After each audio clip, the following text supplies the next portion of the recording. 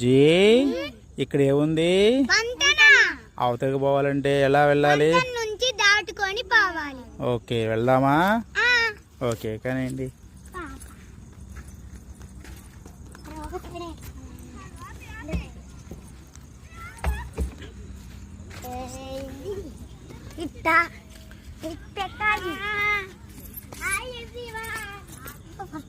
డోరాబుజ్జి అవతలికి పోవాలంటే ఎలా వెళ్ళాలి?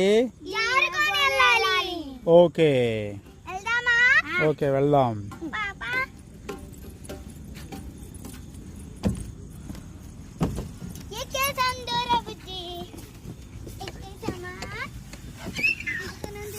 బుజ్జి వచ్చేసాడు. డోరా లేట్ గా ఉంది.